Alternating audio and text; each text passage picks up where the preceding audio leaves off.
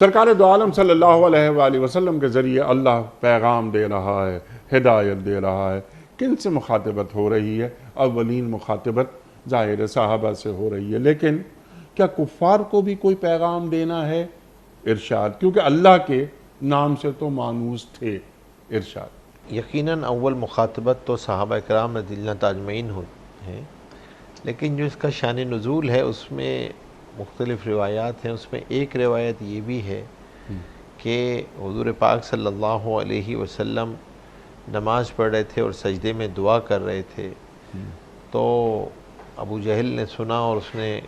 حضور پاک صلی اللہ علیہ وسلم یا رحمان، اللہ تبارک و تعالیٰ سے دعا کرتے ہوئے اللہ کے اسماء صفاتی یا رحمان جب بولا اور یا رحمان یا رحیم،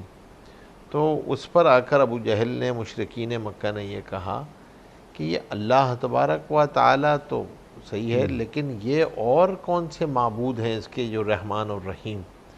تو اس جو گفتگو وہاں شروع ہوئی اس کے جواب میں اللہ جل شانہ نے یہ آیات نازل فرمائی کہ لفظ اللہ سے پکارو، جیسے تم لوگ اپنے ہاں سمجھتے ہو کہ اللہ تبارک و تعالیٰ، اللہ کے لیے لفظ اللہ خاص ہے، اس میں ذات ہے،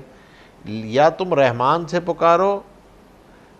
سارے کے سارے نام وہ اللہ تبارک و تعالیٰ ہی کے نام ہیں۔